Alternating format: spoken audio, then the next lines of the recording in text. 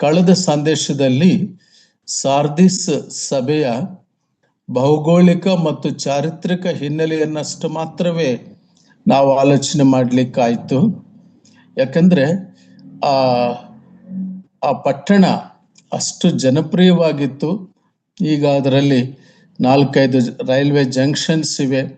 ಈಗ ಸಾರ್ಡ್ ಎಂಬುದಾಗಿ ಕರೆಯಲ್ಪಡ್ತಾ ಇದೆ ಈ ಪ್ರಾಂತ್ಯವು. ಮತ್ತು ಇದಕ್ಕೆ ಅನೇಕ ರೀತಿಯ ಇಂಡಸ್ಟ್ರಿಯಲ್ ಸಿಟಿಯಾಗಿ ಅದು ಆ ಕಾಲದಲ್ಲಿತ್ತು, ಜನಪ್ರಿಯವಾಗಿತ್ತು. ಈಗ ನಾವು ಭೌಗೋಳಿಕ ಮತ್ತು ಐತಿಹಾಸಿಕ ಏನು ಕೋರೆಷ್ ಅರಸನು ದಾಳಿ ಮಾಡಿ ಕ್ರಿಸ್ತಪೂರ್ವ ಹೆಚ್ಚು ಕಮ್ಮಿ 5570 570 ಇದರಲ್ಲಿ ದಾಳಿ ಮಾಡಿ ವಶಪಡಿಸಿಕೊಂಡು, ಅಂದ್ರೆ ಸೆಕ್ಯೂರಿಟಿ ಲೋಪ, ಒಬ್ಬ ಸೈನಿಕನ ಅವನ ಕೆಲವರ ಒಂದು ಏನು ಹುಂಬತನದಿಂದ, ಉದಾಸೀನತೆಯಿಂದ, ನಾವು ತುಂಬಾ ಎತ್ತರವಾದ ಪಟ್ಟಣದಲ್ಲಿದ್ದೀವಿ, ನಮಗೆ ಯಾರು ಏನು ಮಾಡಲಾರರು ಎಂಬುದಾಗಿರುವುದು ಸಾರ್ದೀಸ್ ಪಟ್ಟಣದ ಜನರ ಸೈಕಾಲಜಿ. ಸಾರ್ದೀಸ್ ಪಟ್ಟಣದ ಅದರಲ್ಲಿರುವ ಸಭೆಯ ಒಂದು ಮನಸ್ತತ್ವ, ಸ್ವಭಾವ ಕೂಡ ಆ ರೀತಿಯಾಗೇ ಇದೆ. ಪ್ರಿಯರೇ, ನಾವಿವತ್ತು ಅಧ್ಯಯನ ಮಾಡುವ ಈ ಸಾರ್ದೀಸ್ ಸಭೆ ನಾವು ಹಿಂದೆ ಅಧ್ಯಯನ ಮಾಡಿರುವ ಎಲ್ಲ ಸಭೆಗಳಿಗಿಂತ ಇದು ವಿಭಿನ್ನವಾಗಿದೆ. ಅದಕ್ಕೋಸ್ಕರವಾಗಿ ಇದನ್ನು ನಾವು ವಿವರವಾಗಿ ಅರ್ಥ ಮಾಡಿಕೊಳ್ಳಬೇಕು. ನಮ್ಮ ಸತ್ಯವೇದ ಅಧ್ಯಯನದ ಮುಖ್ಯ ಉದ್ದೇಶ ಏನೆಂಬುದಾಗಿ ನಾವು ಗಮನಿಸಿ ನೋಡುವಾಗ, ಒಬ್ಬ ವಿಶ್ವಾಸಿ ಈ ವಾಕ್ಯಗಳನ್ನು ಧ್ಯಾನಿಸಿದ ನಂತರ ಪುನಃ ಮತ್ತೊಮ್ಮೆ ಓದಿದ್ದಾಗ ಈ ವಚನದ ಗೂಢಾರ್ಥ, ಸಂಪೂರ್ಣ ಅರ್ಥ ಗ್ರಾಹ್ಯವಾಗಿರಬೇಕು. There should be a contemplation, a deep understanding. Contemplation ಅಂದ್ರೆ ಅಂಡರ್ಸ್ಟ್ಯಾಂಡಿಂಗ್ ಡೀಪ್ಲಿ ಅಂತ. ಸುಮ್ಮನೆ ಅಂಡರ್ಸ್ಟ್ಯಾಂಡಿಂಗ್ ಅಂದ್ರೆ ಅಂಡರ್ಸ್ಟ್ಯಾಂಡಿಂಗ್ ಮೇಲೆ ಅರ್ಥ ಮಾಡಿಕೊಳ್ಳುವುದು. We need to contemplate on the word of God. ದೇವರ ವಾಕ್ಯದಲ್ಲಿ ಗೂಢವಾಗಿ ನಾವು ಅಧ್ಯಯನ ಮಾಡಬೇಕು, ಆಳವಾಗಿ ಹೋಗಬೇಕು.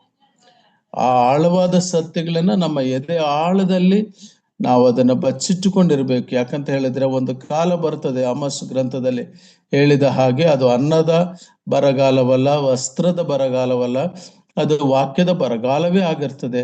ಅದರ ದೃಷ್ಟಿಯಿಂದ ವಿಶೇಷವಾಗಿ ಕರ್ತನ ಬರೋಣದ ಸಂದರ್ಭದಲ್ಲಿ, ಕರ್ತನ ಪುನರಾಗಮನ ಸಂದರ್ಭದಲ್ಲಿ, ಎರಡನೇ ಬರೋಣದ ಸಂದರ್ಭದಲ್ಲಿ, ಆ ಒಂದು ಆತನು ಮೇಘವಾಹನನಾಗಿ ಬರುವ ಸಂದರ್ಭದಲ್ಲಿ ನಾವು ಎಷ್ಟು ಎಚ್ಚರವಾಗಿರ್ಬೇಕೆಂಬುದನ್ನು ನಮ್ಮ ಕರ್ತನಾದ ಯೇಸು ಕ್ರಿಸ್ತನು ಪದೇ ಪದೇ ಹೇಳಿದ್ದಾನೆ. ಮತ್ತಾಯನ ಬರೆಸುವಾರ್ಥ 24-25 ಅಧ್ಯಾಯದಲ್ಲಿ ಅಪೊಸ್ತಲನಾದ ಪೌಲನು ಕೂಡ ಥೆಸಲೋನಿಕ ಬರೆದ ಮೊದಲನೇ ಪತ್ರಿಕೆಯಲ್ಲಿ ಮತ್ತು ತಿಮೋತಿಗೆ ಬರೆದ ಪತ್ರಿಕೆಯಲ್ಲಿ ಅಪೊಸ್ತಲನಾದ ಪೌಲನು ಕೂಡ ಆ ದುರ್ದಿನಗಳು ಬರುವ, ಅಪಾಯಕರವಾದ ದಿನಗಳು ಬರುವವು, ಕಠಿಣ ಕಾಲಗಳು ಬರುವವು ಎಂಬುದಾಗಿ ತಿಳಿಸ್ತಾ ಬಂದಿದ್ದಾರೆ. ಆದುದರಿಂದ ಈ ಕಾಲಘಟ್ಟಕ್ಕೆ ಬಂದಾಗ ಸಾರ್ದಿಸ್ ಸಭೆಯನ್ನು ಕುರಿತು ಕರ್ತನು ತಾನೇ ಹೇಳುವ ಕೆಲವು ಸಂಗತಿಗಳನ್ನು ನಾವು ಈ ದಿನ ಧ್ಯಾನ ಮಾಡೋಣ. ದಯಮಾಡಿ ಆ ವಾಕ್ಯವನ್ನ 3ನೇ ಅಧ್ಯಾಯ 1-2 ವಚನಗಳನ್ನು ಓದಬೇಕೆಂದು ನಾನು ಕೇಳ್ಕೊಳ್ತೇನೆ.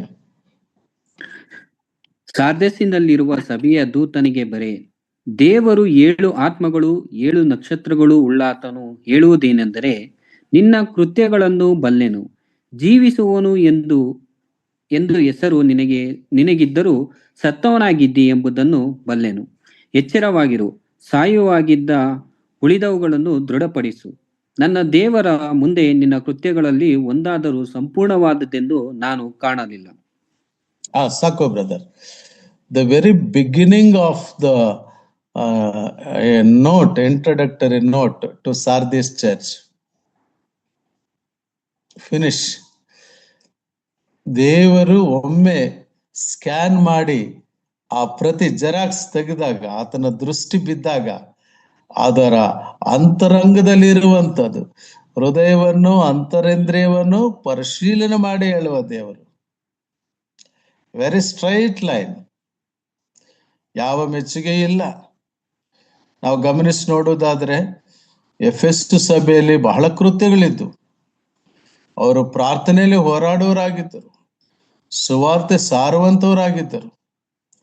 ಬಹಳ ದುರ್ಬೋಧನೆಯನ್ನು ಅಪೊಸ್ತಲ ಅಲ್ಲದಿರುವವರು ಅಪೊಸ್ತಲರಾಗಿ ಬಂದಿರುವವರನ್ನ ಅವರು ತಿರಸ್ಕಾರ ಮಾಡುವಂತವರಾಗಿದ್ದರು. There was an integrity, there was a commitment, there was a dedication for the word of God. ಆದರೆ ಅವರಲ್ಲಿ ಇದ್ದದ್ದು ಕರ್ತನಾದ ಯೇಸು ಕ್ರಿಸ್ತನ ಹೇಳುವಂತದ್ದು ಪ್ರೀತಿ ಇರಲಿಲ್ಲ. It was a loveless church. ಕ್ರಿಸ್ತನ ಪ್ರೀತಿಯಿಂದ ಆ ಕೆಲಸಗಳು ಅಲ್ಲಿ ಅವರು ಮಾಡಲಿಲ್ಲ. ಸ್ಮರಣ ಸಭೆಗೆ ಬಂದಾಗ ಎಲ್ಲ ಒಳ್ಳೆ ಕೃತ್ಯಗಳು, ಯಾವ ಒಂದು ಆಪಾದನೆಯೂ ಇಲ್ಲ. ಬಡತನದಲ್ಲಿ, ಕಷ್ಟದಲ್ಲಿ, poverty is not a curse. ಇವತ್ತು ಬಡವರು ನಮ್ಮ ಸುತ್ತಲೂ ಇದ್ದಾರೆ ಅಂದ್ರೆ it is because the God's hand is there for them. ಅನ್ನಳು ಪ್ರಾರ್ಥನೆ ಮಾಡುವಾಗ ಹೇಳ್ತಾಳೆ ಒಂದು ಮಾತು, ಸಮಯಲ ಗ್ರಂಥದಲ್ಲಿ ನಾವು ಕಾಣ್ತೇವೆ 2ನೇ ಅಧ್ಯಾಯದಲ್ಲಿ, ಬಡತನವನ್ನು ಸಿರಿತನವನ್ನು ಕೊಡುವವನು ಯೆಹೋವನೇ. ಒಬ್ಬ ಭಕ್ತನು ಹೇಳ್ತಾನೆ, when you are in suffering, when you are in difficulty, when you are in blames, ಜನರು ನಿಮ್ಮನ್ನು ನಿಂದಿಸಿದಾಗ, ಜನರು ನಿಮಗೆ ನೋವುಂಟು ಮಾಡಿದಾಗ, ಜನರು ನಿಮಗೆ ಕಷ್ಟವನ್ನು ಕೊಟ್ಟಾಗ, you go to the poor people ಅಂತ. ಬಡ ಜನರ ಬಳಿ ಹೋಗಿ ನೀವು ಸುಮ್ಮನೆ ಅವರ ಹತ್ರ ಕೂತ್ಕೊಳ್ಳಿ ಸಾಕು. ಅವರಲ್ಲಿ ನಿಮಗೆ ಸಿಕ್ಕುವ ಸಾಂತ್ವನೆ ಒಬ್ಬ ರಿಚೆಸ್ಟ್ ಮ್ಯಾನ್ ನಲ್ಲಿ ಸಿಕ್ಕುವುದಿಲ್ಲ. ಅಂದ್ರೆ ಬಡತನದ ಬೇನೆಯಲ್ಲಿ ಇದ್ದರೂ ಕೂಡ ದೇವರ ಚಿತ್ತವನ್ನು ನೆರವೇರಿಸಿರುವಂತಹ ಸಭೆ ಸ್ಮರಣ ಸಭೆ. Just I am trying to give you a recap of all the churches, because ಈ ಪ್ರಕಟಣೆ ಗ್ರಂಥದಲ್ಲಿ ಇರುವಂತ ಈ ಅಲಂಕಾರಿಕ ಭಾಷೆ, ಮೆಟಫಾರಿಕಲ್ ಲ್ಯಾಂಗ್ವೇಜ್ ಮತ್ತು ಅದರ ಸಿಗ್ನಿಫಿಕೆನ್ಸ್ ಮತ್ತು ಆಯಾ ಪದಗಳ ಅರ್ಥಗಳು ಸತ್ಯವೇದದ ಬೆಳಕಿನಲ್ಲೇ ನೋಡ್ತಾ ಹೋಗುವಂಥದ್ದು. ಪೆರ್ಗಮ ಸಭೆಗೆ ಬಂದಾಗ ಆ ಸ್ಮರಣ ಸಭೆಯಲ್ಲಿ ಇನ್ನೂ ಪೊಲಿಕಾರ್ಪನ ರಕ್ತಸಾಕ್ಷಿಯಾಗಿದ್ದ ಅವನು, ಮತ್ತು ನಾವು ಇದಕ್ಕೆ ಪೆರ್ಗಮ ಸಭೆಗೆ ಬಂದಾಗ ಅಂತಿಪ ಎನ್ನುವನನ್ನ ಬಹಳ ಕ್ರೂರವಾಗಿ ಸಾಯಿಸಿದ್ರು. ಅಂತ ಸಂದರ್ಭದಲ್ಲಿ ಕೂಡ ಕ್ರಿಸ್ತ ನಂಬಿಕೆಯನ್ನು ಬಿಟ್ಟಿರ್ಲಿಲ್ಲ. ಆದರೆ ಅವರಲ್ಲಿರುವಂತ ಒಂದು ಲೋಪ, what was the lacuna in the church of Pergamum ಅಂತ ಹೇಳಿದ್ರೆ, they had a sort of false ಪ್ರೀಚಿಂಗ್ಗೆ ಅವರು ಅನುಮತಿಸಿದ್ದನ್ನು ನಾವು ಪೆರ್ಗಮ ಸಭೆಯಲ್ಲಿ ನೋಡ್ತೇವೆ. ಬಿಳಾಮನ ಭ್ರಾಂತಿಯಲ್ಲಿ, ಬಿಳಾಮನ ಬೋಧನೆಯನ್ನು, ನಿಕೊಲಾಯಿತರ ಬೋಧನೆಯನ್ನು ಅವರು ಸಹಿಸಿಕೊಂಡಿದ್ದರು ಪ್ರಿಯರೇ. ಅಷ್ಟು ಮಾತ್ರ ಪೆರ್ಗಮ ಸಭೆಯಲ್ಲಿದ್ದರೆ, ತುವತೈರ ಸಭೆಯಲ್ಲಿ ಪ್ರಪ್ರಥಮವಾಗಿ ಒಬ್ಬ ಮಹಿಳೆ ಕಾಣಿಸ್ಕೊಳ್ತಾರೆ. ಆ ಮಹಿಳೆ ಅಕ್ಷರಾರ್ಥವಾಗಿ ಹಳೆ ಒಡಂಬಡಿಕೆಯಲ್ಲಿರುವಂತಹ ಇಸಬೇಲಳ ಸ್ವಾಭಾವಿಕ ಸ್ಥಿತಿಗತಿಗಳನ್ನ, ಸ್ವಾಭಾವಿಕ ಮನಸ್ಥಿತಿಯನ್ನ ಹೋಲುವಂತ ಒಂದು ದುಷ್ಟಶಕ್ತಿ, an evil power was operating. ಆ ಹೆಂಗಸ್ಸು, the manifestation of that evil we can see in the ತುವತೈರ ಸಭೆ. ತುವತೈರ ಸಭೆ ಅಂದರೆ ಜಾರಿ ಹೋಗುವಂತದ್ದು, ಪತನಕ್ಕೆ ಜಾರಿ ಹೋಗುವಂತ ಒಂದು ಸಭೆ ಆಗಿತ್ತು. ಪೆರ್ಗಮಮ್ ಸಭೆ ಎಂಬುದಾಗಿ ಹೇಳುವಾಗ ಕಾಂಪ್ರಮೈಸಿಂಗ್ ಚರ್ಚ್ ಎಂಬುದಾಗಿ ನಾವು ಕಾಣ್ತೇವೆ. ಸ್ಮರಣ ಸಭೆ ಎಂಬುದಾಗಿ ಹೇಳುವಾಗ ಪರ್ಸಿಕ್ಯೂಟೆಡ್ ಚರ್ಚ್ ಎಂಬುದಾಗಿ ಹೇಳ್ತೇವೆ. ಎಫೆಸು ಸಭೆ ಎಂಬುದಾಗಿ ಹೇಳುವಾಗ ಲವ್ಲೆಸ್ ಚರ್ಚ್ ಎಂಬುದಾಗಿ ನಾವು ಹೇಳ್ತೇವೆ. ಆದರೆ ಸಾರ್ದಿಸ್ ಸಭೆಗೆ ಬಂದಾಗ it is the dead church. ಇದರ ಡೆಫಿನೇಷನ್ ನೋಡಿದ್ರೆ, ಡೆಡ್ ಚರ್ಚ್ ಗ್ರೀಕಿನ ಭಾಷಾಂತರದ ಇನ್ನೊಂದು ಪದ ಎಂಬುದಾಗಿ ನೋಡುವಾಗ ರೆಸಿಡ್ಯೂಮ್ ಅಂದ್ರೆ ಶೇಷ. ಅದರಲ್ಲಿಯೂ ಕೂಡ ಕೆಲವರು ತಮ್ಮ ವಸ್ತ್ರಗಳನ್ನ ಮಲಿನ ಮಾಡಿಕೊಳ್ಳದಿರುವವರಿದ್ದಾರೆ. ಹಾಗಾದ್ರೆ ಈ ಸಭೆಗೆ, ಸಾರ್ದಿಸ್ ಸಭೆಗೆ ನಮ್ಮ ಕರ್ತನಾದ ಯೇಸು ಕ್ರಿಸ್ತನು ಯಾವ ರೀತಿ ತನ್ನ ಪ್ರತ್ಯಕ್ಷತೆಯನ್ನು ವ್ಯಕ್ತಪಡಿಸುತ್ತಿದ್ದಾನೆಂಬುದಾಗಿ ನಾವು ನೋಡುವಾಗ, ಈಗ ತಾನೇ ಸಹೋದರರು ಓದಿರುವಂತೆ 7 ಆತ್ಮಗಳುಳ್ಳವನು, 7 ನಕ್ಷತ್ರಗಳು. 7 ನಕ್ಷತ್ರಗಳು ಎಂಬುದಾಗಿ ಹೇಳುವಾಗ 7 ಸಭೆಗಳು ಎಂಬುದನ್ನ ನಾವು ಪ್ರಕಟಣೆ ಗ್ರಂಥ 1ನೇ ಅಧ್ಯಾಯ ಕೊನೆ ವಚನದಲ್ಲಿ ನೋಡಿದೆವು. ಅಂದ್ರೆ ಆ 7 ಸಭೆಗಳು ತನ್ನ ಒಂದು ಹತೋಟಿಯಲ್ಲಿವೆ.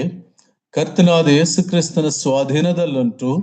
ಎಲ್ಲ ಸಭೆಗಳಿಗೋಸ್ಕರವಾಗಿ ನಮ್ಮ ಕರ್ತನಾದ ಯೇಸು ಕ್ರಿಸ್ತನು ತನ್ನ ಸ್ವರಕ್ತವನ್ನು ಚೆಲ್ಲಿ ಸಂಪಾದಿಸಿಕೊಂಡಿರುವ ಸಭೆ ಮೇಲೆ ಆತನಿಗೆ ಅಧಿಕಾರ ಉಂಟು.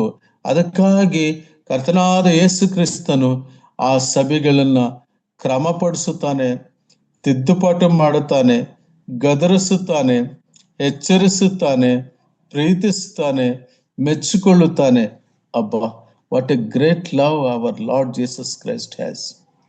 ಮೈ ಡಿಯರ್ ಬ್ರದರ್ಸ್ ಅಂಡ್ ಸಿಸ್ಟರ್ಸ್, ನಮ್ಮ ಸಂದೇಶಗಳಲ್ಲಿ ನಾವು ಕರ್ತನಾದ ಯೇಸು ಕ್ರಿಸ್ತನನ್ನ we have to bring him to the middle.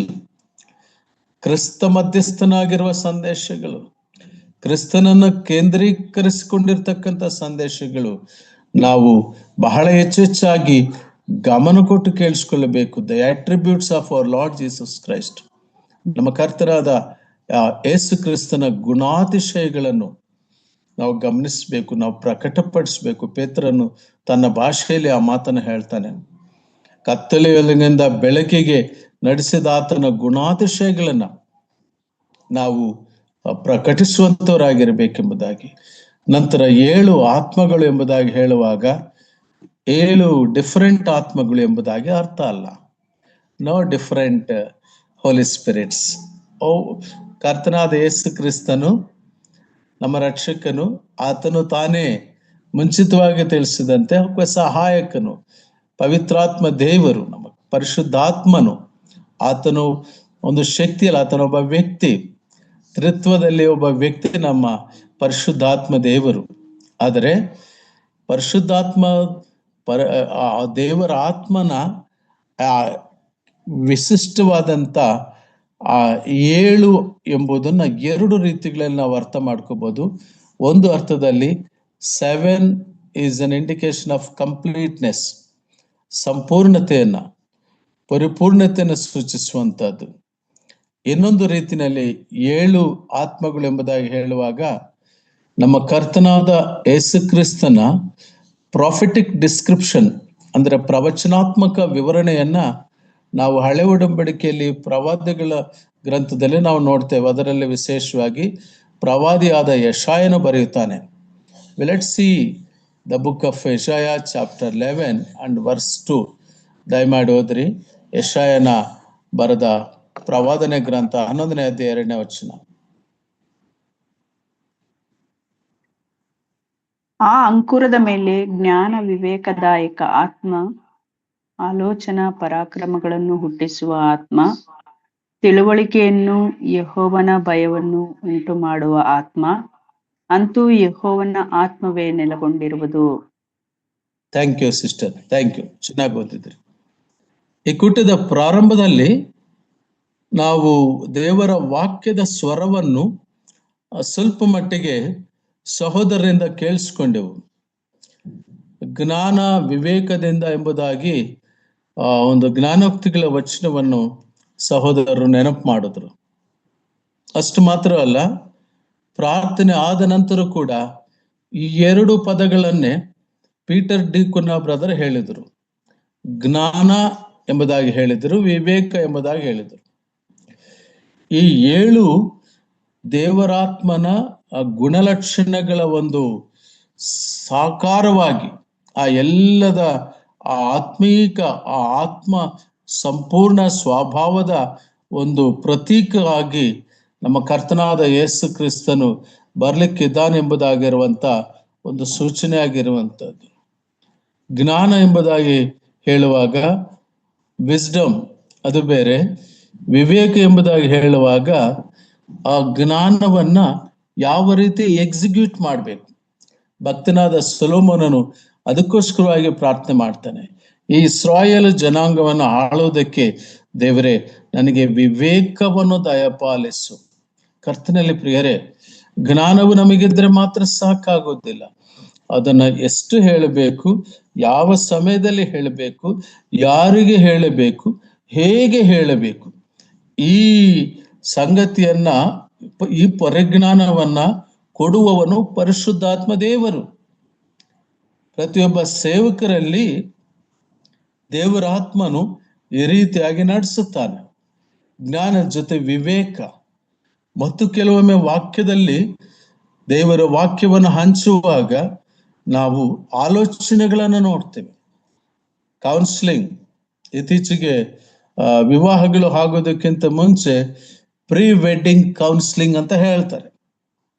ಕಳೆದ ವಾರದಲ್ಲಿ ಒಂದು ಪರಿಶುದ್ಧ ವಿವಾಹಕ್ಕೆ ಪ್ರೀ ವೆಡ್ಡಿಂಗ್ ಕೌನ್ಸಿಲಿಂಗ್ ಮಾಡಬೇಕೆಂಬುದಾಗಿ ನನ್ನನ್ನು ಆಹ್ವಾನಿಸಿದ್ರೆ ಹೋಗಿದ್ದೆ ನಾನು.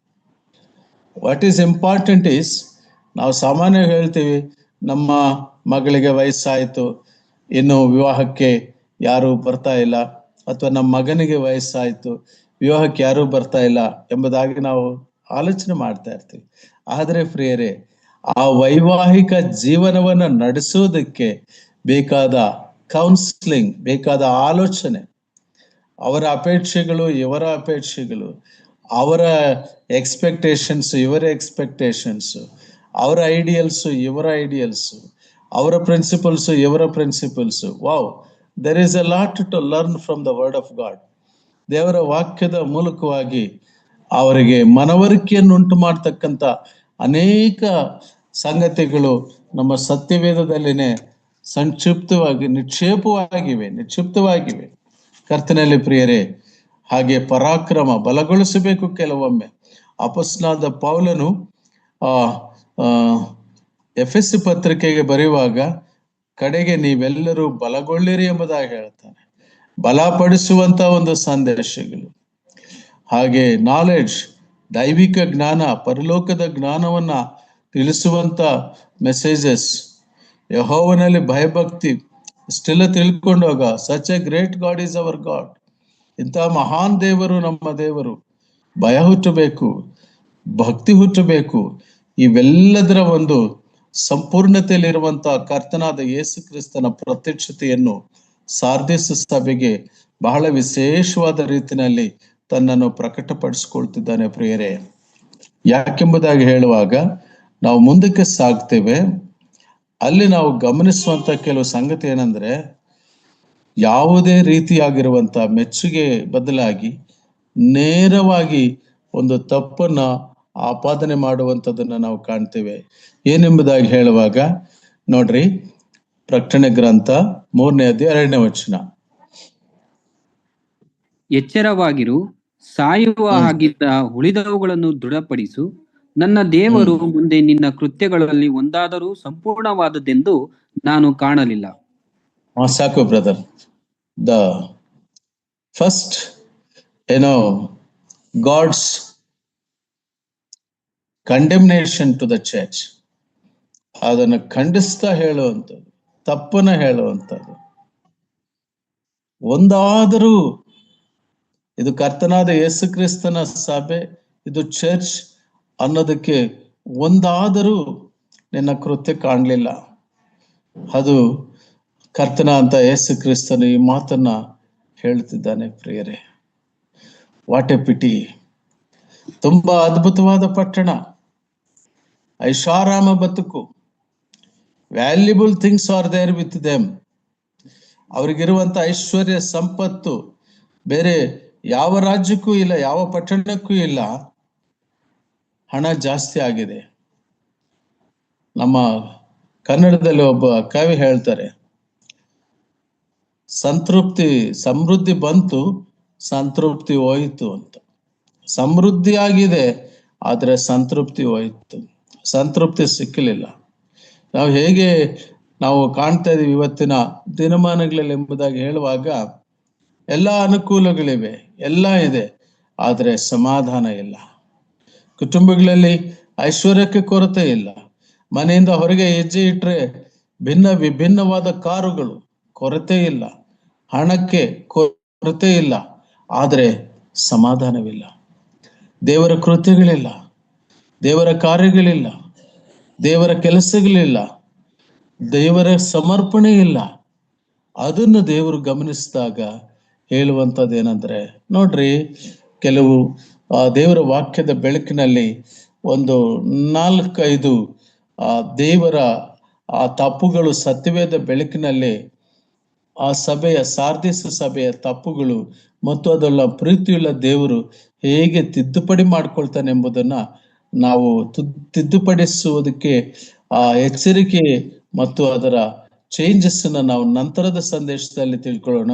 ಆದರೆ ಇವತ್ತಿನ ದಿನ ದೇವರು ಕಂಡು ಹಿಡಿರುವಂತಹ ತಪ್ಪುಗಳು ನೋಡೋಣ. ಮೊಟ್ಟ ಮೊದಲನೇದಾಗಿ ರಕ್ಷಣೆಯನ್ನು ಹೊಂದದೇ ಇರುವಂತಹದ್ದೇ. ಅನೇಕ ಜನರು ರಕ್ಷಣೆ ಹೊಂದಲಿಲ್ಲ, ಆದರೆ ಕ್ರೈಸ್ತರು ಎಂಬುದಾಗಿದ್ದಾರೆ. ರಕ್ಷಣೆಯ ಅರಿವಿಲ್ಲ, ರಕ್ಷಣೆ ಗೊತ್ತಿಲ್ಲ, ಸ್ಯಾಲ್ವೇಷನ್ ಬಗ್ಗೆ ಅರಿವಿಲ್ಲ, ಆದರೆ ಕ್ರೈಸ್ತರು ಎಂಬುದಾಗಿ ಮಾತ್ರ ಹೆಸರಿಗೆ ಕ್ರೈಸ್ತರಾಗಿದ್ದಾರೆ. ಆದರೆ ಒಳಗಡೆ ನೋಡುವಾಗ ಸತ್ತಂತ ಸ್ಥಿತಿ ಇದ್ದಂತೆ ನಾವು ಕಾಣ್ತೇವೆ. ದಯಮಾಡಿ ನೋಡ್ರಿ, ಲೂಕನ ಸುವಾರ್ತೆ 9ನೇ ಅಧ್ಯಾಯ 59ರಿಂದ 60 ವಚನಗಳು. Luke gospel chapter 9 verse 59-60. ಅಲ್ಲಿ ಕರ್ತನಾದ ಯೇಸು ಕ್ರಿಸ್ತನು ಒಬ್ಬ ಶಿಷ್ಯನಿಗೆ ಹೇಳ್ತಾನೆ ಒಂದು ಮಾತು. ಓದ್ತೀರಾ? ಓದಿ. ಆತನು ಮತ್ತೊಬ್ಬನಿಗೆ ನನ್ನನ್ನು ಹಿಂಬಾಲಿಸು ಎಂದು ಹೇಳಲು ಅವನು, ಸ್ವಾಮಿ, ನಾನು ಮೊದಲು ಹೋಗಿ ನನ್ನ ತಂದೆಯ ಉತ್ತರ ಕ್ರಿಯೆಗಳನ್ನು ಮಾಡಿ ಬರುತ್ತೇನೆ, ಬರುವಂತೆ ನನಗೆ ಅಪ್ಪಣೆಯಾಗಬೇಕು ಅಂದನು. ಆದರೆ ಆತನು ಅವನಿಗೆ, ಸತ್ತವರೇ ಸತ್ತವರಲ್ಲಿ ಸತ್ತು ಹೋದವರ ಉತ್ತರ ಕ್ರಿಯೆಗಳನ್ನು ಮಾಡಲಿ, ನೀನಂತೂ ಹೋಗಿ. Thank you. ಸತ್ತವರು ನಾವಿಲ್ಲಿ ಗಮನಿಸ್ತೇವೆ. The main topic, the highlight, ಸತ್ತ ಸಭೆ, ಡೆಡ್ ಚರ್ಚ್ ಸಾರ್ದಿಸ್ ಹೇಗೆ ಆಚಾರಗಳಲ್ಲಿ ಮುಳುಗಿ ಹೋಗಿದೆ.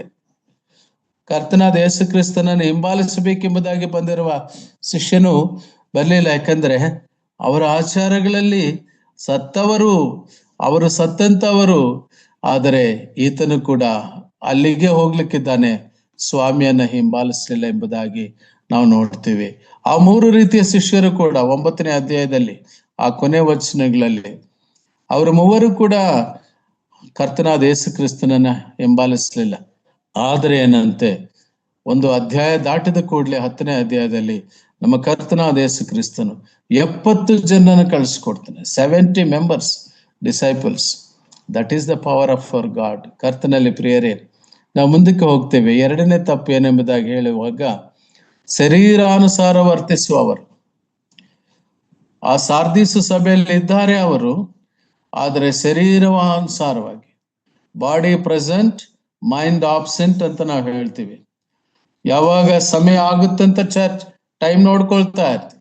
ಯಾಕಂದ್ರೆ ನಮಗೇನು ಹಾಜರಾಗಬೇಕು ಅಷ್ಟೇ, ಚರ್ಚಿಗೆ ಹಾಜರಾಗಬೇಕು.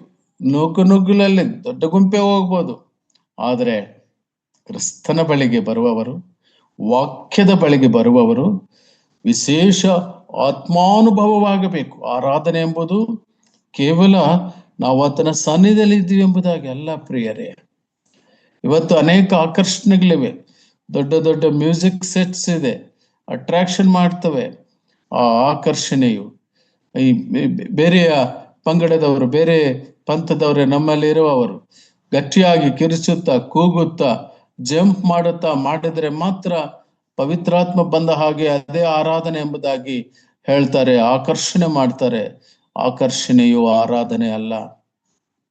ಕೆಲವರು ಅಭಿಮಾನ ತೋರಿಸ್ತಾರೆ, ಅಭಿಮಾನವೂ ಆರಾಧನೆ ಅಲ್ಲ. ಇನ್ನು ಕೆಲವರು ನೋಡುವಾಗ ಅವರು ಕರ್ತನಾದ ಯೇಸು ಕ್ರಿಸ್ತನನ್ನ ಆರಾಧಿಸಕ್ಕೋಸ್ಕರವಾಗಿ ಇದೇ ಆರಾಧನೆ ಎಂಬುದಾಗಿ ಅವರು ಕೇವಲ ಬಾಹ್ಯವಾಗಿ ಕಾಣಿಸುವ ರೀತಿಯಲ್ಲಿ ಬರೋರಾಗಿರ್ತಾರೆ. ಅದೇ ಶರೀರ ಸಂಬಂಧವಾದದ್ದು ಆರಾಧನೆ ಅಲ್ಲ. ಆತ್ಮಾನುಸಾರವಾಗಿ, ಆತ್ಮೀಯ ರೀತಿಯಲ್ಲಿ ಸತ್ಯಕ್ಕೆ ತಕ್ಕ ಹಾಗೆ ಆತನ ಸನ್ನಿಧಿಯಲ್ಲಿ ಕುಳಿತು ಮೌನವಾಗಿದ್ದಾಗಲೂ ಕೂಡ ಆರಾಧಿಸುವಾಗ ಅದೊಂದು ಆತ್ಮೀಯ ಅನುಭವ ಆಗಬೇಕು. It should be A highest spiritual experience which gives great spiritual pleasure. Pleasure ಅನ್ನೋ ಪದಕ್ಕಿಂತ ಒಂದು ಸ್ಪಿರಿಚುವಲ್ ಅಟೈನ್ಮೆಂಟ್, ಒಂದು ಆತ್ಮೀಕ ಅನುಭವವಾಗಬೇಕು. ಈ ಕೃತ್ಯಗಳನ್ನು ನಮ್ಮ ಕರ್ತನಾದ ಯೇಸು ಕ್ರಿಸ್ತನು ಬಯಸೋನಾಗಿದ್ದನು. ಆದರೆ ಸಾರ್ದಿಸ್ ಸಭೆಯಲ್ಲಿ ಅದು ಕಂಡು ಬಂದಿಲ್ಲ. ನೋಡ್ರಿ, ರೋಮಾಪುರ 8ನೇ ಅಧ್ಯಾಯ 13ನೇ ವಚನ, ಶರೀರಾನುಸಾರ ಇರುವಂತ ಸತ್ತಂತ ಸ್ಥಿತಿ, ರಕ್ಷಣೆ ಇಲ್ಲದೆ ಸತ್ತಂತ ಸ್ಥಿತಿ. ಎರಡನೇದಕ್ಕೆ ನಾವು ಹೋಗ್ತಾ ಇದೀವಿ. ರೋಮ 8:13 ಓದಿ ಬ್ರದರ್, ಓದಿ ಮಾ ಸಿಸ್ಟರ್, ಓದಿ. ನೀವು ಶರೀರ ಭಾವವನ್ನು ಅನುಸರಿಸಿ ಬದುಕಿದರೆ ಸಾಯುವುದು ನಿಶ್ಚಯ. ನೀವು ಪವಿತ್ರಾತ್ಮನಿಂದ ದೇಹದ ದುರಭ್ಯಾಸಗಳನ್ನು ನಾಶ ಮಾಡುವುದಾದರೆ ಜೀವಿಸುವಿರಿ. ಸಾಕು ಸಿಸ್ಟರ್, ಥ್ಯಾಂಕ್ ಯು. ನಾವ್ ಯಾಕೆ ಈ ವರ್ತಮಾನಗಳನ್ನ ಹೆಚ್ಚೆಚ್ಚಾಗಿ ಕೇಳ್ತಾ ಇರ್ಬೇಕು? ವಯಸ್ಕರು, ಯವನಸ್ಥರಂತಾನೆ ಅಲ್ಲ, ವಯಸ್ಕರು ಕೂಡ ಯಾವ ಕಾಲದಲ್ಲಿ ಯಾವಾಗ ಯವನಸ್ಥರಾಗ್ತಾರೋ ಗೊತ್ತಿಲ್ಲ. ಆ ಯೌವನ ವಿಭಿನ್ನವಾದ ರೀತಿಯಲ್ಲಿ ಇರ್ತದೆ. ಕರ್ತನಲ್ಲಿ ಪ್ರಿಯರೇ, ನಾವು ಯಾಕೆ ಹೆಚ್ಚೆಚ್ಚಾಗಿ ವಾಕ್ಯ ಧ್ಯಾನಿಸಬೇಕು, ಹೆಚ್ಚೆಚ್ಚಾಗಿ ಪ್ರಾರ್ಥಿಸಬೇಕು, ಹೆಚ್ಚೆಚ್ಚಾಗಿ ಕರ್ತನ ಬಳಿ ಸಮಯವನ್ನು ಕಳಿಬೇಕಂದ್ರೆ, ಲೋಕದಲ್ಲಿ ಸೈತಾನನಿದ್ದಾನೆ. ಅವನು ಬೇರೆ ಯಾರಲ್ಲೂ ಕಾರ್ಯ ಮಾಡಲ್ಲ. ಯಾರು ನಿಜಕ್ಕೂ ಕರ್ತನಾದ ಯೇಸು ಕ್ರಿಸ್ತನನ್ನು ಹಿಂಬಾಲಿಸುವವರಾಗಿರ್ತಾರೋ ಅವರನ್ನ ಕೆಟ್ಟತನಕ್ಕೆ ಪ್ರೇರೇಪಿಸುವನಾಗಿರ್ತಾನೆ. ಅವನು ಎಲ್ಲಿವರೆಗೂ ಹಾಗೂ ಪ್ರೇರೇಪಿಸುವನಾಗಿರ್ತಾನಂದ್ರೆ, ಭೂಮಿಯಲ್ಲಿ ಅವನಿರೋವರೆಗೂ ಕೂಡ ಅವನು ತನ್ನದೇ ಆದ ಚೇಷ್ಟೆಗಳನ್ನು ಮಾಡ್ತಾ ಇರ್ತಾನೆ. ಆತ್ಮಕ್ಕೂ ಶರೀರಕ್ಕೂ ಹೋರಾಟವು ನಿರಂತರವಿರ್ತದೆ. ಹಾಗಾಗಿ ನಾವು ಆತ್ಮೀಕವಾಗಿ ಗೆಲ್ಲಬೇಕಾದ್ರೆ, ಈ ಒಂದು ಸ್ಪಿರಿಚುವಲ್ ವಾರ್ಫೇರ್ನಲ್ಲಿ ನಾವು ನಿಲ್ಲಬೇಕಾದರೆ, ನಮಗೆ ದೇವರ ವಾಕ್ಯದ ಮೆಡಿಟೇಷನ್, ದೈವಿಕ ಸಂದೇಶಗಳನ್ನ ಕೇಳಿಸ್ಕೊಳ್ಳುವುದು, ಕೂಡಿ ಬರುವುದು ಬಹಳ ಮುಖ್ಯ. ಮತ್ತು ಮೂರನೇ ಅಂಶಕ್ಕೆ ನಾವು ಹೋಗ್ತೀವಿ. ಸುಖ ಜೀವನವನ್ನು ಬಯಸುವುದು ಕೂಡ ಮೃತವೇ. ದೇವರಿಗಿಂತ ಸುಖಾನುಭವವನ್ನ ಹೆಚ್ಚಾಗಿ ಬಯಸುವರಿದ್ದಾರೆಂಬುದಾಗಿ ನಾವು ನೋಡ್ತೇವೆ ಸತ್ಯವೇದದಲ್ಲಿ. ಆ ಒಂದು ಸಂಗತಿಯನ್ನ ಗಮನಿಸ್ತೇವೆ. ದಯಮಾಡಿ ನೋಡ್ರಿ, ಮೊದಲನೇ ತಿಮೋತಿಗೆ ಬರೆದ ಪತ್ರಿಕೆ 5ನೇ ಅಧ್ಯಾಯ 6ನೇ ವಚನ. 1 Timothy chapter 5 and verse 6. 1 Timothy chapter 5 and verse 6.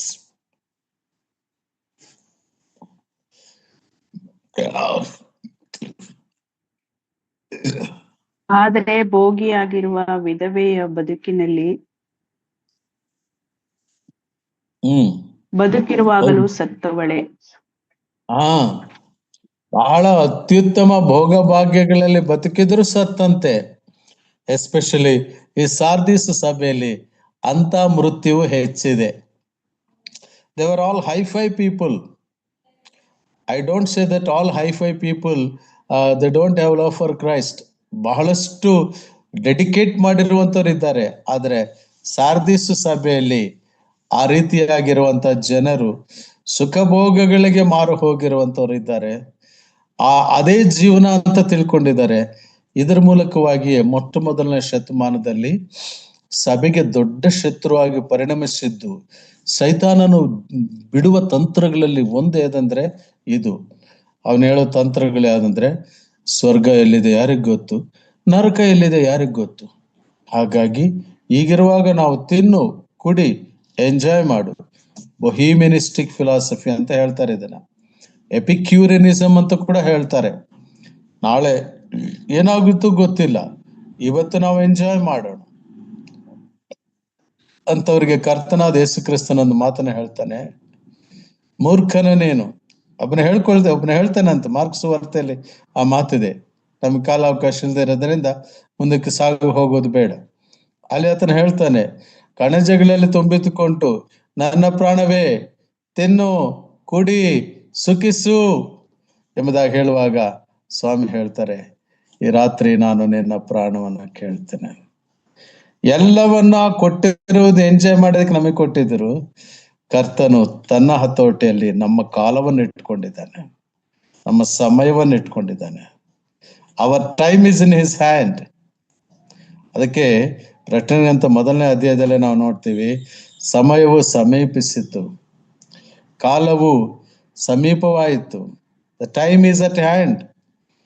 ದೇವರು ಕಾಲವನ್ನ ತನ್ನ ಹತೋಟಿಯಲ್ಲಿ ಹಿಡಿದುಕೊಂಡು ನಡೆಸುವಂತವನಾಗಿದ್ದಾನೆ. ಪ್ರಿಯರೇ, ಬನ್ನಿ ನಾನು ಮುಂದಕ್ಕೆ ಹೋಗ್ತೇನೆ. ಇನ್ನು ಹಾಗೆ ನೋಡುವಾಗ ಇನ್ನು ಯಾರು ಮೃತರು ಎಂಬುದಾಗಿ ಹಳೆ ಒಡಂಬಡಿಕೆಯಲ್ಲಿ ಒಂದು ರೆಫರೆನ್ಸ್ ನೋಡೋಣ. ಯೆಶಾಯ ಗ್ರಂಥ 59ನೇ ಅಧ್ಯಾಯ 10ನೇ ವಚನ. The book of Isaiah, chapter 59, verse 10.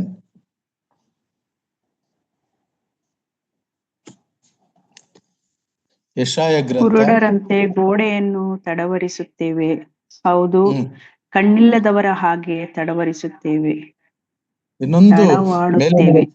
ಮಧ್ಯಾಹ್ನದಲ್ಲಿ ಇನ್ನೊಂದು ಮೇಲಿನ ಲೈನ್ ಇಂದ ಓದಿ, ಅಲ್ಲಿ ತುಂಬಾ ಚೆನ್ನಾಗಿದೆ ವಚನ. ನಮ್ಮನ್ನು ಕತ್ತಲೆಯೇ ಆವರಿಸಿದೆ, ಜ್ಯೋತಿಯನ್ನು ನಿರೀಕ್ಷಿಸುತ್ತಿರುವ ನಾವು ಅಂಧಕಾರದಲ್ಲೇ ನಡೆಯುತ್ತೇವೆ. ಕುರುಡರಂತೆ ಗೋಡೆಯನ್ನು ತಡವರಿಸುತ್ತೇವೆ, ಹೌದು, ಕಣ್ಣಿಲ್ಲದವರ ಹಾಗೆ ತಡವಾಡುತ್ತೇವೆ. ಮಧ್ಯಾಹ್ನದಲ್ಲಿ ಸಂಜೆಯಂತೆ ಎಡವುತ್ತೇವೆ, ಪುಷ್ಟರ ನಡುವೆ ಸತ್ತವರ ಹಾಗಿದ್ದೇವೆ. Thank you sister. ಸಾಕು. These are the qualities of Israelites. ಆ ಶೀರ್ಷಿಕೆಯಲ್ಲಿ ನಾವು ನೋಡ್ತೇವೆ ಇಸ್ರಾಯೇಲರ ಒಂದು ಆ ಪರಿಸ್ಥಿತಿ ಹೇಗೆಂಬುದಾಗಿ ನೋಡುವಾಗ, ಅವರಿಗೆ ಮಧ್ಯಾಹ್ನದಲ್ಲಿ ಕತ್ತಲ ಹಾಗೆ, ಕತ್ತಲಲ್ಲಿ ಸಂಚರಿಸುವವರ ಹಾಗೆ ನಮಗಾಗ್ತಾ ಇದೆ. ಪುಷ್ಟರ ಇದ್ದೇವೆ ನಾವಾದರೂ ಸತ್ತವರ ಹಾಗಿದ್ದೇವೆ. We are dead. The message to the Sardis ಸಭೆಗಿರುವ ಸಂದೇಶ ಏನೆಂಬುದಾಗಿ ಹೇಳುವಾಗ ಸತ್ತವನಾಗಿದ್ದೀವಿ. ಎಫೆಸ್ ಪತ್ರಿಕೆ 2ನೇ ಅಧ್ಯಾಯ 1ನೇ ವಚನದಲ್ಲಿ ನಾವು ನೋಡ್ತೇವೆ ಆ ಸಾವು ಇನ್ನೂ ಎಂಥದ್ದೆಂಬುದಾಗಿ ನೋಡುವಾಗ, ಅಪರಾಧಗಳ ದಶೆಯಿಂದಲೂ ಪಾಪದ ದಶೆಯಿಂದಲೂ ಸತ್ತವರಾಗಿದ್ದೇವೆ. ನಮ್ಮ ಪಾಪಗಳು, ನಮ್ಮ ಅಪರಾಧಗಳು ನಮ್ಮನ್ನು ಸಾಯಿಸುತ್ತಿವೆ. ಇದು ಸಾವಿನ ಸ್ಥಿತಿ. ಸತ್ತದ ಸಭೆಯ ಜೊತೆಗೆ ಕರ್ತನಾದ ಯೇಸು ಕ್ರಿಸ್ತನು ಮಾತನಾಡುವಂಥದ್ದು ನಮ್ಮ ಬೈಬಲ್ ಸ್ಟಡಿನಲ್ಲಿ ಇದು ಪ್ರಪ್ರಥಮ. ಸತ್ತಂತ ಸ್ಥಿತಿನಲ್ಲಿರುವ ಸಭೆಗೂ ಕೂಡ ದೈವವಾಣಿ ಹೋಗುತ್ತದಲ್ಲ.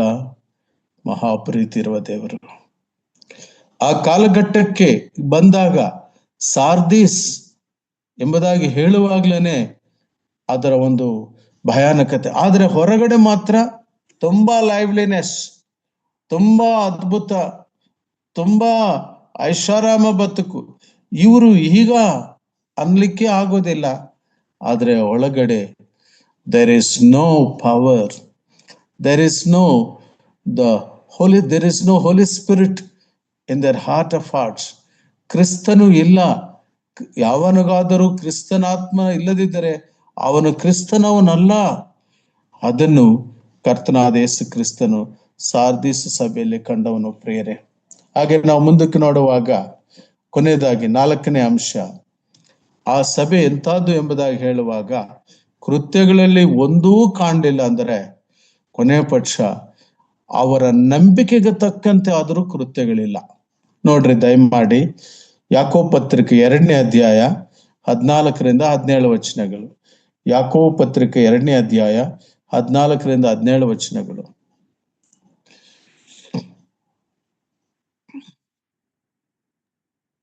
ನನ್ನ ಸಹೋದರನೇ, ಒಬ್ಬನು ತನಗೆ ನಂಬಿಕೆಯುಂಟೆಂದು ಹೇಳಿಕೊಂಡು ತಕ್ಕ ಕ್ರಿಯೆಗಳಿಲ್ಲದವನಾದರೆ ಪ್ರಯೋಜನವೇನು? ಅಂತ ನಂಬಿಕೆಯು ಇವನನ್ನು ರಕ್ಷಿಸುವುದೋ?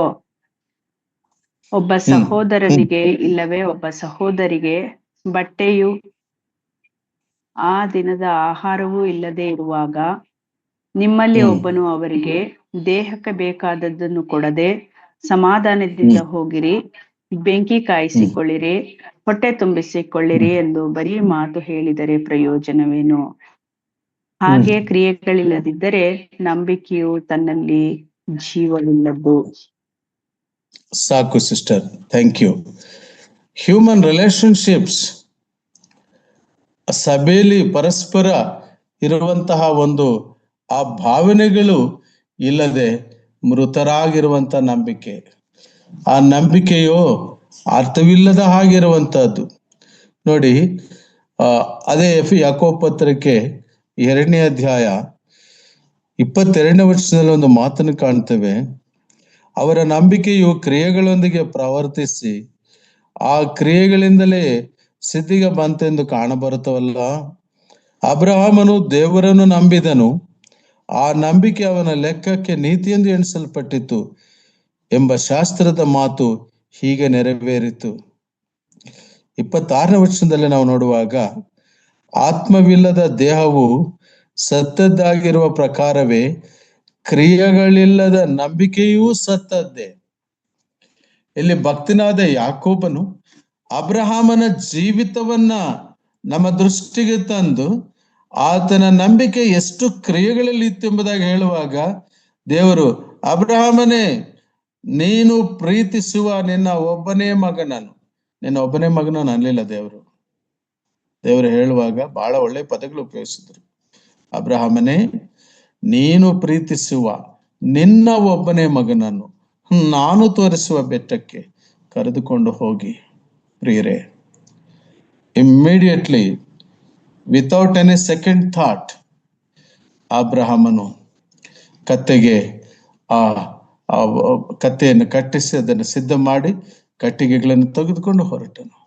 ನಂಬಿಕೆ, ಕ್ರಿಯೆ, ಈ ಎರಡು ಹೊಂದಾಣಿಕೆಯಾಗಿ ಹೋಗದಿದ್ದರೆ ನಂಬಿಕೆಯು ಸತ್ತದ್ದೇ.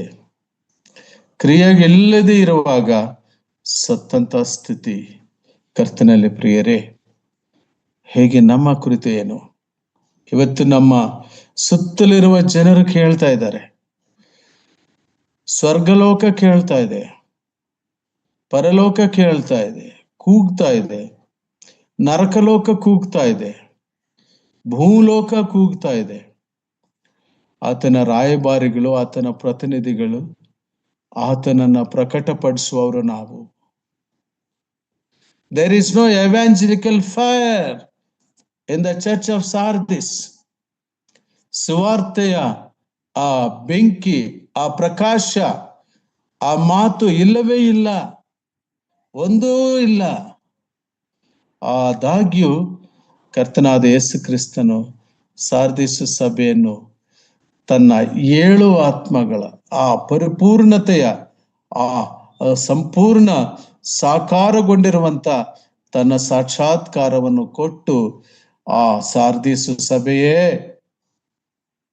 ನೀನೇ ಅಲ್ಲ, ಇನ್ನು 7 ನಕ್ಷತ್ರಗಳು, ಎಲ್ಲ ಸಭೆಗಳನ್ನು ನಾನು ನಿಯಂತ್ರಿಸೋನಾಗಿ ನಿನ್ನನ್ನು ಗಮನಿಸಿ ನೋಡುವಾಗ ಒಂದೂ ಇಲ್ಲ. ನೋಡ್ರಿ, ಸಭೆಯ ಪ್ರಮುಖ ಉದ್ದೇಶ ಏನೆಂಬುದಾಗಿ ಹೇಳುವಾಗ, ಅದು ಸತ್ಯಕ್ಕೆ ಸಂಭವವು. ಅದು ತಿಮೋತಿಗೆ ಬರೆದ ಮೊದಲನೇ ತಿಮೋತಿ 3ನೇ ಅಧ್ಯಾಯ 15ನೇ ವಚನದಲ್ಲಿ ನಾವು ನೋಡ್ತೇವೆ. ಅದು ಸತ್ಯಕ್ಕೆ ಸ್ತಂಭವು ಆಧಾರವೂ ಆಗಿದೆ. ಸಭೆ ಅಂದ್ರೆ ಏನು? ಕಲ್ಲಿನ ಕಟ್ಟಡ ಅಲ್ಲ, ಅದ್ಭುತವಾದಂತ ಅಲಂಕಾರಿಕ ಕಟ್ಟಡ ಅಲ್ಲ. ಸಭೆ ಅಂದ್ರೆ ಕರ್ತನಾದ ಯೇಸು ಕ್ರಿಸ್ತನ ರಕ್ತದಿಂದ ತೊಳೆಯಲ್ಪಟ್ಟು ವಿಮೋಚಿಸಲ್ಪಟ್ಟಂತ ಆತನ ಪ್ರಜೆಗಳು. ಆತನು ಮೇಘವಾಹನನಾಗಿ ಬರುವಾಗ ಸಭೆಗಾಗಿ ಬರುವನಾಗಿರ್ತಾನೆ. ಈ 3 ಅಧ್ಯಾಯಗಳಲ್ಲೇ ಸಭೆ ಸಭೆ ಸಭೆ ಅಂತ ನಮ್ಮ ಕರ್ತನಾದ ಯೇಸು ಕ್ರಿಸ್ತನು ಹೇಳ್ತಿರುವಂತದ್ದು. ಪ್ರಿಯರೇ, 4ನೇ ಅಧ್ಯಾಯ ಬಂದಾಗ ಪರಲೋಕದ ವಿವರಣೆ, ಮೊದಲಗಿತ್ತಿ ಎಂಬುದಾಗಿರುವ ಪದ ಉಪಯೋಗ ಆಗುತ್ತೆ. ಇದು ಎಂತ ಒಂದು ಸತ್ಯವಾದ ಸತ್ಯವೇದ ಕರ್ತನಲ್ಲಿ ಪ್ರಿಯರೇ. ಹಾಗಾಗಿ ಪ್ರತಿಯೊಂದು ಸಭೆಯನ್ನ ಕರ್ತನಾದಂತ ಯೇಸು ಕ್ರಿಸ್ತನು ಸಜ್ಜುಗೊಳಿಸುವಂತ ವಿಧಾನವನ್ನು ನೋಡಿ, ಹೇಗೆ ಪರಲೋಕದಿಂದ ಯಾರು ಹೋಗುವರೆಂಬುದಾಗಿರುವ ಸ್ವರ ಕೇಳಿ ಬರ್ತಾ ಇದೆ ಎಂದು ಸತ್ಯವೇದಲ್ಲಿ ನಾವು ಕಾಣ್ತೇವೆ. ಯೆಶಾಯನ ಗ್ರಂಥ 6ನೇ ಅಧ್ಯಾಯ 8ನೇ ವಚನ ನೋಡೋಣ. ಯೆಶಾಯನ ಬರೆದ ಪ್ರವಾದನೆ ಗ್ರಂಥ 6ನೇ ಅಧ್ಯಾಯ 8ನೇ ವಚನ.